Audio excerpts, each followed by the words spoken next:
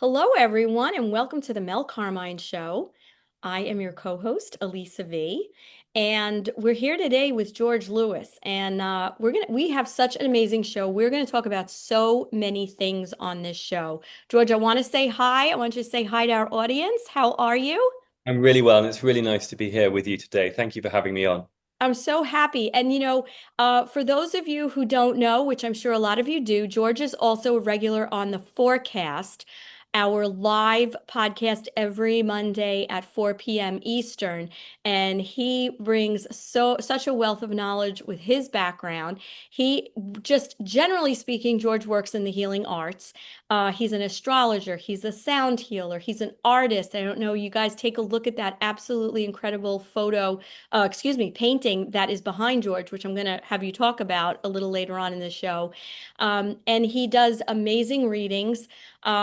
He's in so many different areas of the healing world, and we're gonna really take a deep dive into all this. But before we begin, I want to remind everyone that, please don't forget to take a look at our amazing sponsors and the people that we work with. You could find everything in the description box, everything from Carmine's Gold to, getting your crypto and your XRP. So take a look in the description box. Know that all these people are highly vetted. And we work very closely with these folks. So, Mel has a whole group of brokers that he works with. If you have any questions about getting crypto, be sure to call him personally. He'll work that out for you. And as you guys might know, he and the team, myself included as co-producer, and Carol Maureen, we've been working really hard over the last couple of months on the documentary, Dear Mr. President. This is just so important, the work that we're doing right now, and that, Mel's brainchild to put this whole thing together, which really is looking at the censorship that's been going on. And quite honestly, that is one of the biggest problems we have today, because people like myself and Mel and George and so many others that are speaking the truth and bringing information for us to be sovereign, it's being squelched, it's being shadow banned, and this is a really major problem. So this film that we put together, that Mel has really done such an amazing job on in writing it and producing it.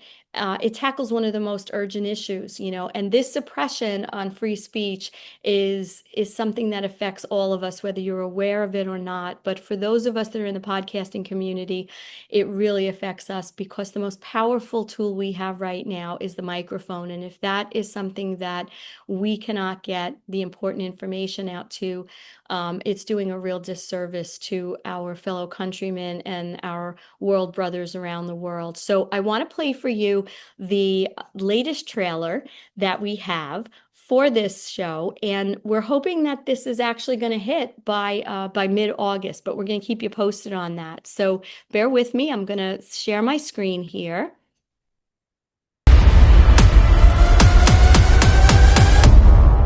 Dear Mr. President. Dear Mr. President. Dear Mr. President. Dear Mr. President. Dear Mr. President. Dear Mr. President, when did freedom of speech become a crime?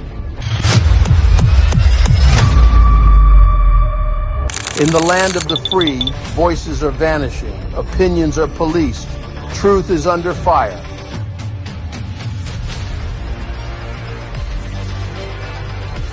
They say it's about safety, I say it's about silence.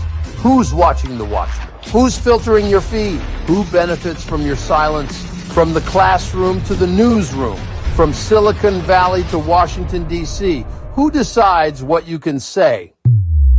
Censorship. Censorship. Censorship. The censorship. Censorship. It's a much bigger threat to democracy than anything that we've seen in this country in the last 4 years, in the last 40 years. Our First Amendment is under assault, not just by big tech, but by government agencies. Voices are being silenced. A world without censorship would mean we can freely expose the elections and, of course, child trafficking. I believe the American spirit would kick in if they had access to the real information. We've had channels taken down from nearly every form of social media. We knew when you uttered the term fake news that you were up to something different. We're honored to contribute to this documentary on censorship.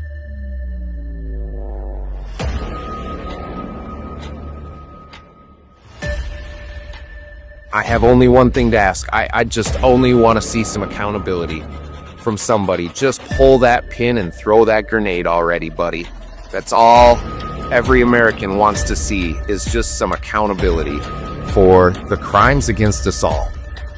Thank you, sir. And long live the Republic.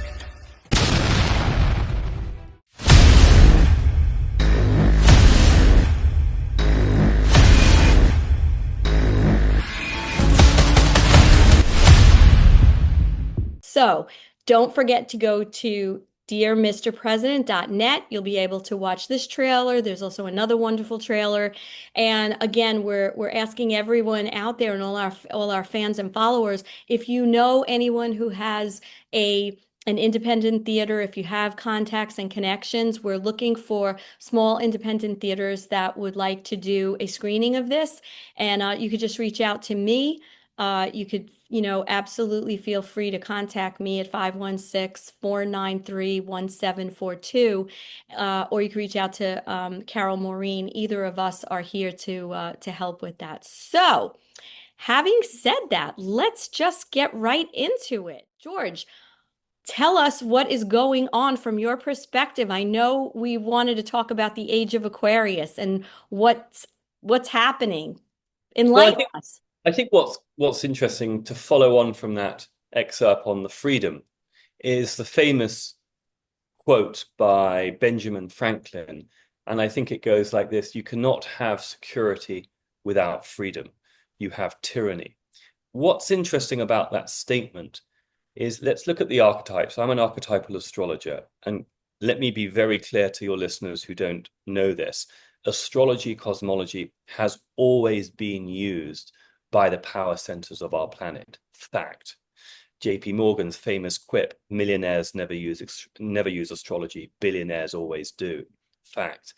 And my job, my humble job, is to remind Tom, Dick, and Sally, we the people, that like the gun, like the knife, astrology is a tool, and it can be used for good or bad depending on the frequency. We Christians have got to get over that hump of astrology, tarot, the work of the devil, because it can be used for devilish purposes, but it can be also used for massive alignment towards high Christed consciousness. And so when you see the archetype of Saturn, which is tyrannical, Saturn, if you go back to the Greek myth, what does Saturn do? He castrates his father, Uranus. And Saturn is always about control. Saturn in astrology has been in a very dominant position for many, many decades in the cosmic weather. Saturn now is in his weakest position he's been really for a lifetime plus. Saturn is in what's called his fall in Aries, his conjunct Neptune. He's totally dissolving. So when you think of you cannot have security without freedom, you have tyranny. You really are saying now with Uranus, we are saying Uranus has moved into Gemini. It's massive freedom coming down the pipeline. And yes, the illusion still has to be shattered. The perception is perception with the rules reality, as David Icke has said for many decades. We have to shatter that old Saturnian 3D matrix. We have to see it for what it is, and it collapses. And then we move into the freedom. But it comes with us awakening as we journey through it, and understanding that security in a way is an illusion, and real security is tyranny unless there's freedom backing it up. And the American experiment, the American way of life it's all about freedom. So I have a question. I want to ask you for, because I want to be clear myself, but this Saturn energy that you're talking about, right? So tell me how that kind of fits in with what we have been victims to, right? And we know that we've been in this slave model for just millions probably of years here. How does that, how do we become aware of that? And what are certain things that we should be aware of to not fall victim to that, if that makes any sense? Like what it makes a lot of sense. Firstly, I would say that we haven't actually been a victim to pure Saturn control for millions of years. I think we have a lot of collective amnesia. We have been told a lot of misinformation, especially in the last 100+ years, 150 years. If we go back to what we're learning about the mud floods of the 1880s, and as we're rediscovering Tartaria, the history is very different before the Federal Reserve was rolled out. And there were parts of the world which perhaps were more free. And we are going to discover at this time of Uranus in Gemini and Pluto in Aquarius a massive new amount about our history, our ontology, who are we galactically, but also from a perspective of just human beings on this planet. What is our true, history? I mean, I love the last quote of Q. I mean, it's very interesting. The last quote of Q is to do with our DNA, if you recall.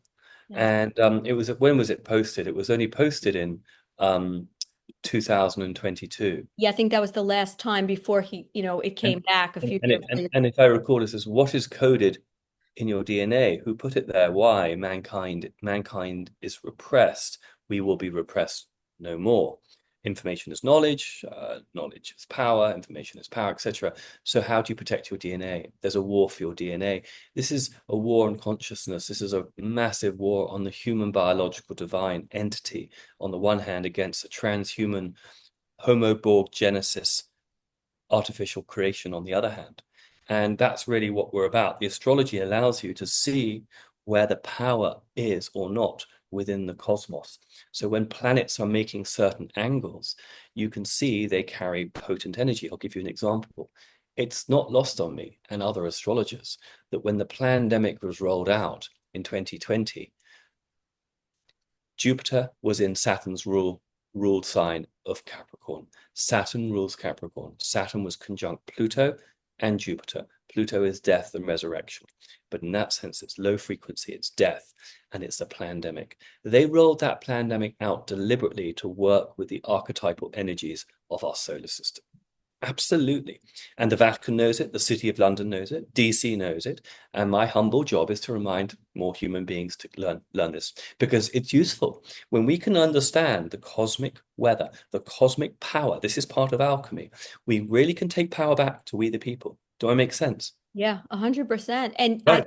I think what's really hard for people to understand, like you mentioned before, that as Christians or, Christians that are out there that watch, that listen, that there's this almost like a disconnect to view astrology and the cosmos as something that goes against Christianity and Christ consciousness. And that's by design that we feel that way. But I think what's so hard, and I see it in my own personal life, when you consider that the pillars that are in charge of a lot of these belief systems, like the Vatican, right, with the Catholic Church, it's very painful for a lot of people to realize that they're not what they have purported to be. There's an inversion. There's a massive inversion within all structures of religion and secular activity. Yeah, and it gives that sense of, where people get cognitive dissonance because it's just too much that they have built their life and their belief system on. But we need to be strong. We need to help these people, because until we can really, everybody start to recognize that these very systems that are setting the rules and telling us how to live and it makes so much sense that if a lot of these religious powers are using astrology, the cosmos, all these energetic entities, if you will, and telling us not to believe them, it's because they're hiding what they're using for evil, knowing that if we know enough about this, we're going to use it for positive, right? And that's what a lot of the basis, if you cut it down with Q, is about, trying to get people to reclaim their power. Well, it is. And let's also be really clear. The white hat military, and they asked Trump to run, if you like, the human operation, the figurehead, the face of saving humanity. Really, I mean this.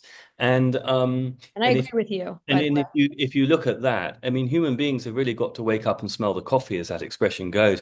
We can sit in our false beliefs of limited Catholicism, limited Anglicanism, limited faith, which has been so co-opted. I mean, I could spend an hour talking about the Book of Enoch and the Book of Thomas, the hidden apocrypha taken out of the Bible.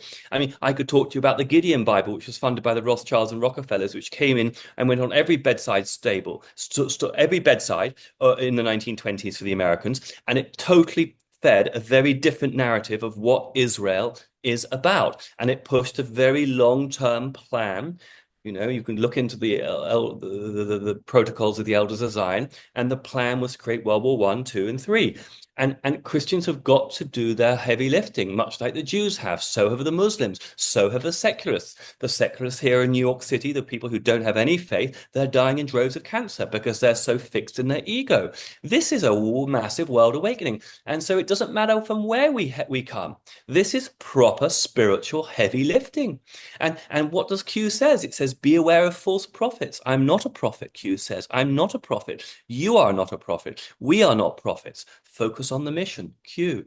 Very, very savory, good quality advice of us to get out of ego and get creating and stop giving power away to false,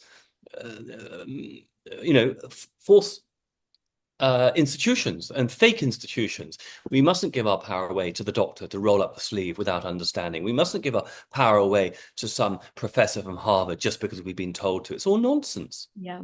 Yeah, it really is. And, what a lot of people don't understand, because I weave it into my coaching, I know that's a big part of what you do as a healer, to try to get people to, in small ways and then build on it, to also understand, you have the power within your consciousness, within your belief system. Like, I'll give you an example. My daughter had like a thing with her ears, right? She went to the doctor. They had to drain out some wax. It was no big deal, right? But now she got a little tinnitus. They said, it might last a little bit.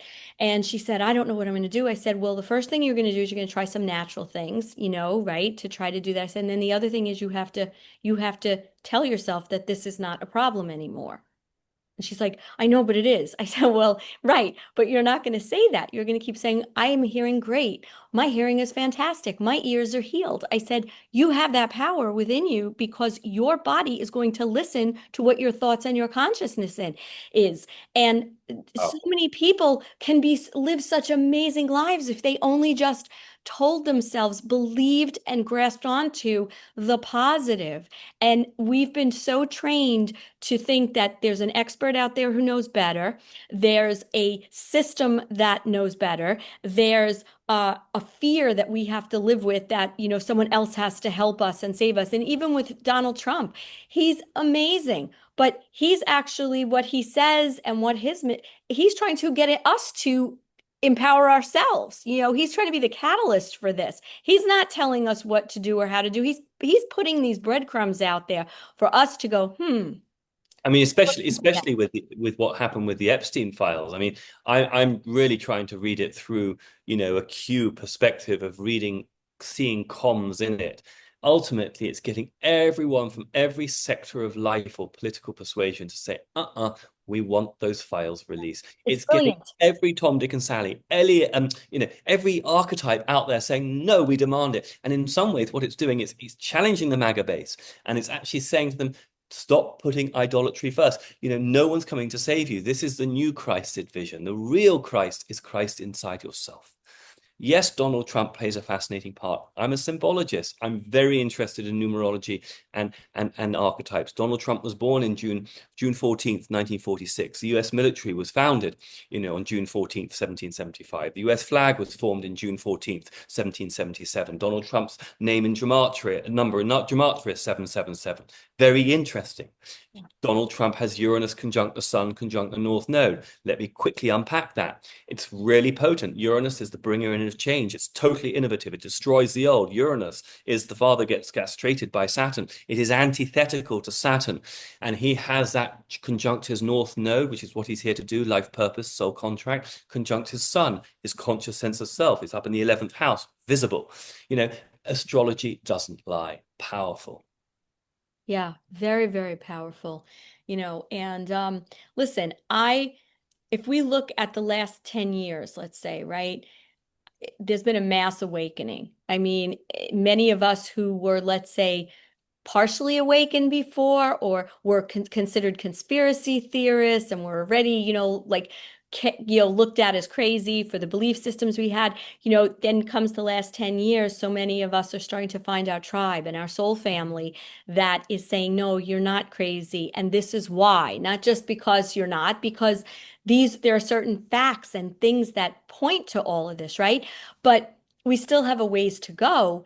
And the more of us that are awakened through the work we're doing and the frequency raising that we're doing is obviously, we came here, we agreed to be part of this first group, if you will, to help humanity. And part of it is, I like to look at it that part of it is using your intellect, right? Because God gave us that ability to reason and discern. But the other part is to use our gut and to truly go with that intuition and connect quietly with the messages that we all get. Like you're very developed in being able to understand that, but everyone has that power. It's just a matter of whether you take the Really do. time to And develop it. So, also, yeah, go ahead. it's one thing is really important for us all to understand, and I have to practice this daily as well, is the power is in the heart. The power is in the toroidal field, that is the heart chakra.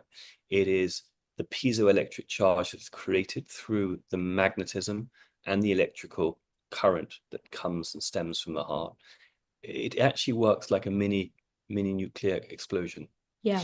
And when we begin to understand that heart opening, things can really change. I mean, even with, I teach, patients when they come and see me for healing, sun gazing. Sun gazing is very real for activation when you do it consciously with the sun, and obviously no chemtrails. You can really activate yourself and cleanse yourself. It's a great detox, but it's also a great activator. It creates serotonin, dopamine, many substances which are very, very useful. All the vitamin D that we need, right? We know how important that is. It's funny because look at the war on the sun, since the 70s, 80s. I mean, when I was a kid going to the beach, we just went to the beach. You put a shirt on if you were getting too hot. Maybe you had an umbrella, excuse me, that you sat under. It wasn't slathering on all this nonsense, all these chemicals on our bodies. Now, everybody, get out of the sun. The sun is bad. You need sunscreen and everything. It's just, and it only takes that or two generations, right, to have this paradigm thought of what's right. I mean, it's bringing it to the astrology again. I really want to show people it's unbelievable that I've told everyone Britain is a Saturn-ruled country. It's because when it was formed, the Act of Union, the sun was in Capricorn, ruled by Saturn. Isn't it interesting that Saturn's gone into Aries? That's when Saturn's at his limitation, which is literally a dampening on sunlight. Aries is solar activity. The United Kingdom rolled out for the first time dimming sunlight when Saturn moved into Aries. You can't make it up. It's like totally on clock. And so I'm always trying to tell people nothing's done by accident. It's done by very clever long-term planning.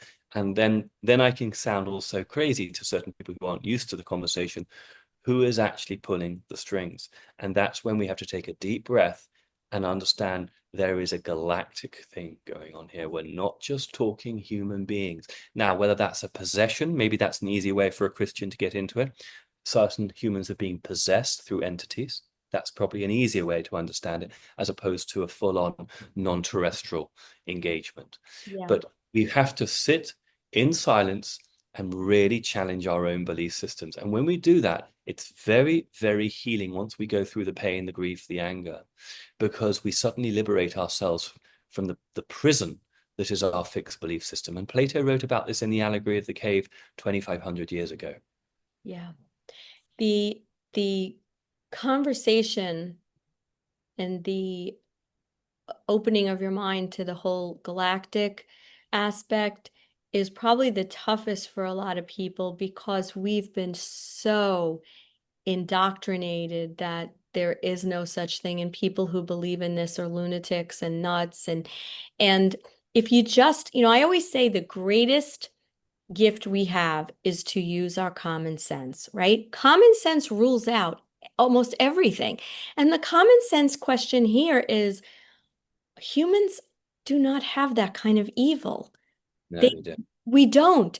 What would make a person so evil to do this, especially when we talk about the little ones and we talk about the trafficking and we talk about the adrenochrome? Humans, that's not a natural thing for us to do that. And so if you start to unpack that a little, you start to realize that there has to be a greater force. Not only the force of the evil, but the force of what's physically possible. we're humans. There's just so much we are capable of doing as a human being, our size, our stature, our physical strength. How have all these things been getting done, for thousands of years? Well, part of it, the manipulators who are very intelligent and Oh, brilliant. they're not really 3D, they into the lower 4D. They are masters at designing the matrix in order to separate us from source. And so as a result, many of us have forgotten who we truly are in the process. And part of the journey today with the Great Awakening is actually a journey back to remembrance. It's not so much about learning new things, even though it may seem that on a daily basis. Actually, when you start thinking, if you get the goosebumps as you think about this, it's about reconnecting to ancient law, ancient knowledge, ancient wisdom, and our ancient sense of selves, which proves the future too. Past proves future, future proves past. Q quotes the whole time. Yes. Of course, we can't forget about the children, because from a point of view of consciousness, our planet cannot raise the bar in consciousness collectively until we've sorted out the absolutely brutal, evil, satanic coercion and control system through our children, through the adrenochrome and all the like. Yeah. And That's the extreme, like the obvious extreme. And there probably is no word in the English language that actually captures that treatment, let's say it that way. But let's look at the other ways too. I mean, we just heard now that the Department of Education, we knew anybody who understands Nassara and Jassara understood what was to come. We knew that these departments were going to be gotten rid of, whether it's the Federal Reserve, the IRS, the Department of Education, right? We knew this because we were aware of what that says.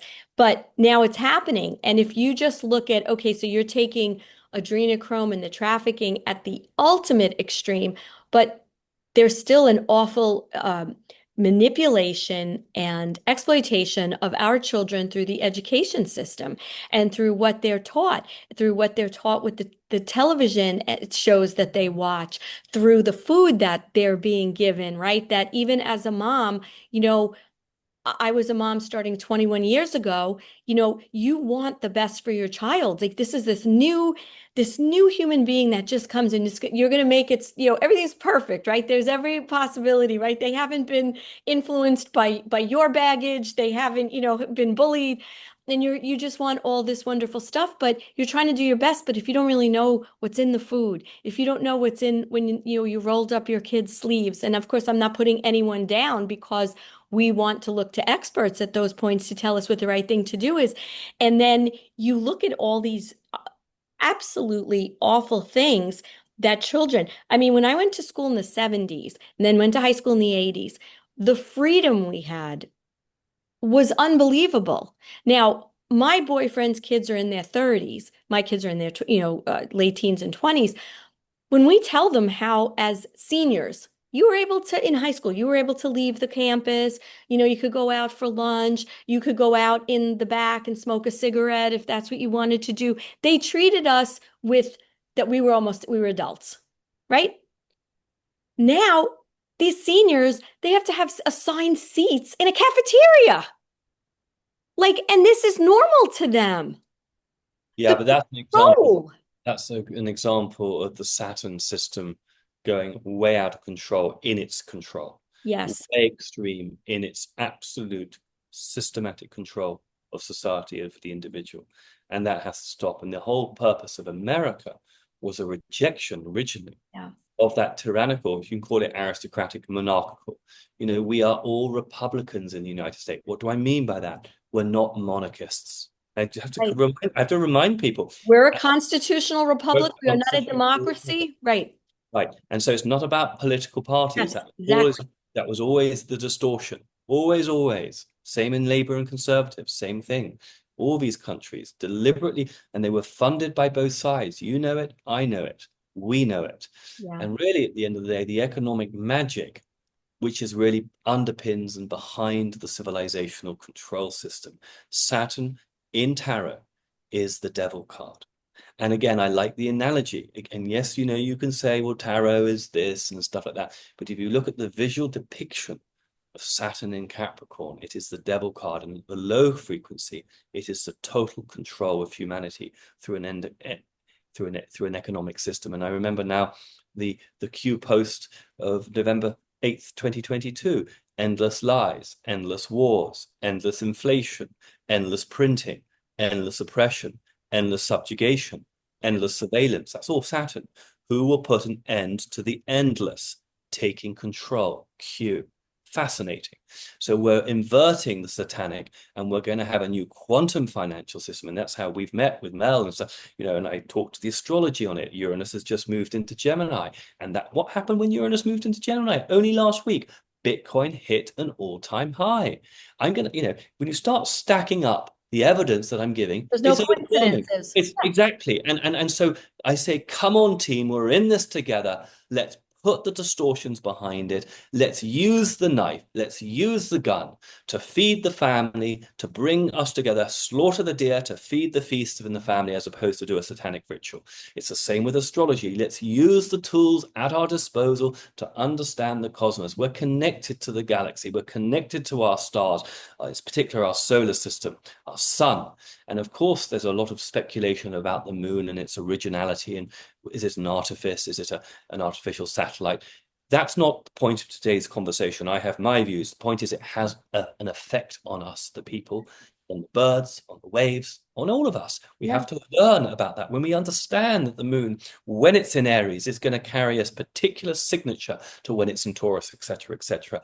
That's useful information. It's going to make we, the people, much more natural. We're able to see the manipulation because we're informed. What is light? It's intelligence. It's information. What is darkness? It's ignorance. Yeah.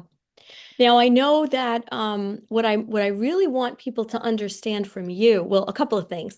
I want to hear about your painting because I know, you are an artist, and I've had the pleasure of seeing, this is the second painting of yours that I've seen. I saw the other one that you did of Donald Trump that I think we showed on a couple of weeks ago on the forecast. So I want you to talk about that. But I also, with the few minutes we have left, I really want people to understand what is a typical session with you, right? If I was to come to you and say, George, I love what you say, I love what you do, I know, what would I expect? What would I be in for to be? If you're coming for astrology, we're going to look at your natal chart. We're going to look at your soul contract within the natal chart. The natal chart tells you the blueprint of really who you are, your strengths, your weaknesses, your predilections, your likes, your dislikes. And it's going to tell you about your archetypal tendencies. Can I cut you off for 1 second? Please. So because we have that, is the question that we chose to come in at that time? In other words, again, we said there's no coincidences. So if we're studying a natal chart of when we were born, are you kind of the belief and feel that we're coming in at a specific time for a specific job? We choose to come in with that signature, with that cosmic signature, but we also choose to come in with that particular family. And let me be really clear, it is always a dance because we live in polarity consciousness. It is always a dance between free will on the one hand and force majeure, if you like, divine providence, the sense of preordination, predestination. There is always this tension between what is fated and where our free will comes. And that's just truth. Now, certain people are going to egg more towards freedom. Other people are going to egg more towards it's all in the stars. And I don't want to always say this, but like the Vedic Indian tradition traditionally would be more preordained, predestined, and the Western system would be naturally a bit more, in the modern way, a bit more free. I happen to know it's both. And by knowing the natal chart, it gives you the information and the wisdom through which to interpret it. It makes you freer because you can see, oh my gosh, I'm coming up for a Mars transit. It's going to be tough. It's going to be intense. How am I going to use that energy munificently, positively, benefically, in a way that suits me and my highest expression of my divine self, along with supporting my family and friends? And so it's always going to be useful. And, if I see certain things, it's not always for me to say it. I say, well, think about this. You've got a challenging time here. Focus on the energy of creating your way through it, being conscious about it. And then, of course, when it comes to sound therapy, that's very different. It's not really word orientated. I work with the harmonics and the sounds, and that's where we can shift things in the body if they're blocks. All disease is healed through frequency. We've all known that for years, but it's been suppressed. And that's coming back. The church bells were everywhere, not just in Europe, they were everywhere. And they were systematically taken down between the First World War and the Second World War. It is what it is. And they're coming back. We're going to start making new ones, and we're going to have massive amounts of frequency emanating in the cities and the towns and the landscape before too long. Yeah, I literally get chills when you say that. And we know now too that especially with studying Tartaria and what was, there's so much power, if you will, that's harnessed in the shapes, right? Like now we have these very square, angular buildings, and then things were domed and things were round, and even the shapes of our bells, right? The way they were, there was so much healing, like you could feel it, when you think about it, you feel that. So, okay, so the natal chart is something that you're doing and you're helping your clients with. And then the healing with, excuse me, with the sound therapies, those are also that's like a separate kind of Like a separate offering. I mean, I do it online. I prefer to use WhatsApp or FaceTime because for some reason the frequency transmits better than through Zoom. I mean, if I was to start gonging now, the sound doesn't come through very well. And again, I believe that's deliberate because the algorithm up until this point is not supporting real healing. And that's something I feel strongly about. Today we're not talking about artificial intelligence, but the AI itself, as we go to AGI and ASI and the super intelligence, if it takes on and is allowed to take on the consciousness with which it's being created, then Houston, we have liftoff. Artificial intelligence can be very supportive of the divine human being. If artificial intelligence, which is truth up until this point, has largely been created as part of the death cult as suppression of the divine codes of humanity, then I'm against it. Does that make sense? Yeah, it totally makes sense. And I would love, if you're open to it, I would love to have you on again so we could discuss that, because that's a very relevant current, right? Like even in my own family, I have a 19-year-old and a 21-year-old, and the 21-year-old uses a lot of the artificial intelligence, the AI systems, to help her, I would say. I wouldn't say to do it for her. Whereas my 19-year-old is so against it. She doesn't even want to do it. She doesn't even want to interact with it. She's a writer and she's a little more creative and she feels like that. So it's interesting how different people look at that differently, but I would love for us to get into a discussion. I mean, I'd be delighted to. And I will say this, it's funny looking at you in the eye right now. Obviously, we're online, we're using a form of artificial intelligence to communicate, which is great. Yeah. But up until this point, what are we, with July 2025, I have still not used Chat GPT or Grok, not yet. And by the way, friends of mine who I trust, our mutual friend Laura Eisenhower has shown me some amazing things where she can tap into higher realms of consciousness, through it, because she's trained it to actually speak really quite consciously, and that's very beautiful. And I think here's the thing: there is already, and it's going to continue. There's a schism in humanity. On the one hand, there's all of us who are really trying to remember our divine inheritance, reactivate the hitherto suppressed divine inheritance that we've got, and we're reactivating it. And we can use technologies from outside, but we also can use, as we clean the water, clean the food, clean the air, reactivate our temples that are our body. On the one hand, the divine homo lumens, if you want to call it, the enlightened mankind. On the other hand, we have the transhuman technocratic agenda, which is the merging mankind with machine to create a homoboard genetic species, a hybrid. And for me, that is not my choice. I choose now, I assert this very calmly. That is not where I am going in this incarnation. I will use technology if it's supporting the divine frequencies 100%. Like our friend Laura, for example, that's delightful. But I will not do that. And so for me, it's not even a battle. I will just see it. I will witness. I said, no, I'm not doing that. I'm going to get my feet dirty on the ground. I'm going to get back to the farm. I'm going to get the goats. I'm going to understand the Amish milk. I'm going to understand the sunlight. I'm going to understand structured water. And this is partly what I teach and heal with, because when we can reactivate using the real tools of nature, we are absolutely brilliant. But we haven't had those abilities to do that for hundreds of years. And that's why it's not in the collective memory at the moment. Yeah. Yeah. Well, with people like you, that's why we're here, right? We're here to move us back to, even though for many people it feels like they're moving forward into something new, but it really is, like you said, to bring back what we know. It is both, because the ancient technology is also of the future, where time is no longer linear. So I will say, it is an ancient technology, but it's also an age of Aquarius, a future technology. Yeah. So how do people so just tell us a little bit in the few minutes we have. Tell us about your painting. So were you always an artist? Was this a gift you had? I've been a painter and a photographer all my life. I mean, I had my first Pentax camera, manual camera my father gave me when I was 11 or 12 years old. I painted my first watercolor probably at about 8 or 9. I then had my first exhibition when I was 14 with amongst my parents' friends. I then had an exhibition of watercolors. It funded my trip to go and live in New Zealand for a year when I was 18 after school. I mean, I've always loved travel and art and understanding different cultures and capturing something creatively. I liked pottery. I like music. I'm a musician. I'm a singer and a pianist, and I've just taken up the guitar.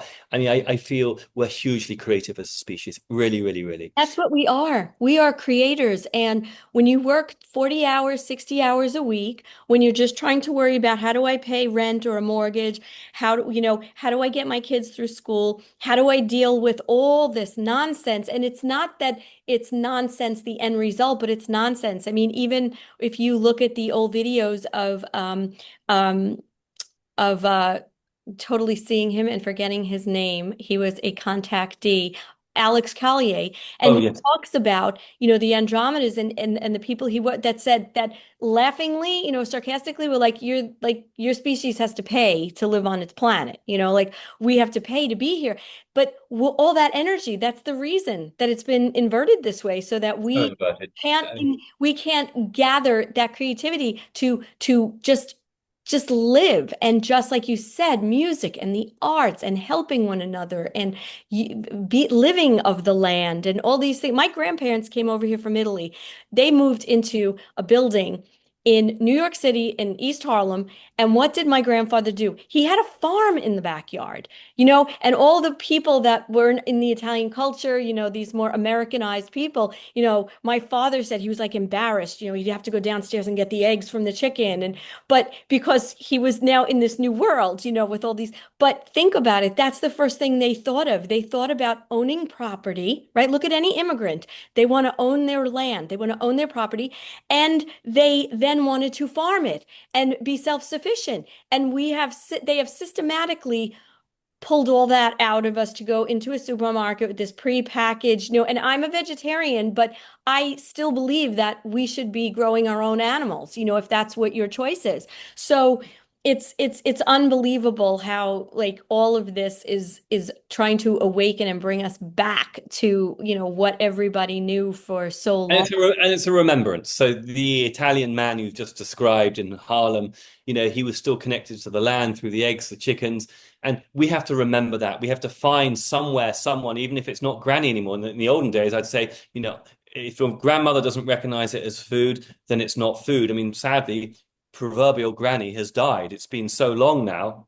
We have to find a friend of a friend who has a farm. Go and offer yourself there. I mean, I have a wonderful friend called Vic who has 62 chickens and wonderful dogs, and her vegetable garden is huge. And I, in a very small way, every Easter go down and help plant the garden, and I learn about the chickens through her. It's not my natural thing. The garden is more my natural, but I'm learning and I'm involved and I'm engaged, and I get to eat the food, a month, 2 months later, and she does 2 or 3 crop rotations each season. I mean, it's amazing. It is. And that's the inspiration. And also that's the community that we're trying to build. So someone will be good at the goat, someone will be good at the garden, someone will be good at the plumbing. And we have to start to find these new communities. And it's homeschooling as well. I was just going to say, who knows the math? Who knows the English? That was the yeah, first thing I was thinking when you yeah. said that. It's these communities, and that's how they lived. That's how the Native Americans lived. That's how our ancestors lived. And what has it taken, if you think about it, 2 generations, 3 maybe, to wipe this all out of our way of thinking and feeling? And you're right, that's no, we have to do this again. And I'd also put out on the table that I would love to get into a whole conversation about Tartaria, because that is a fascinating thing that I've started to research a few years ago, but I know you're a wealth of knowledge. George, how does everybody get in touch with you, whether it's to purchase your beautiful paintings, to set up an appointment with you for, a healing session, or to, get a natal chart reading? And the best way probably is through my website, georgehlewis.com. Okay. georgehlewis.com. And then my email is georgehlewis@me.com. And my Instagram is George H. Lewis. Everything is George H. Lewis. Yeah. What does the H stand for? It's a family name. It's Hexel. Oh, that's lovely. Lovely. So, okay, and we'll put that in the description box. And I'm going to just put like a comma that this is to be continued, because there's so many things. And I thank you so much for being here today, because this was just so much fun. And hopefully we'll see you next week on the forecast if you're around, because you bring such when I have you and Laura together, or alone, but together, it's like this melody, going back and forth with the knowledge you both carry, and the intuition that you've developed so beautifully to put that perspective on, some of the more what I would call 3D conversations that we're having about, geopolitically and financially. And I think together, that show is really wonderful, because we bring a lot to the table to people that are watching. Anyway, thank you so Thank much. you so much. God bless. Lovely to And see you. we'll talk soon. Bye-bye.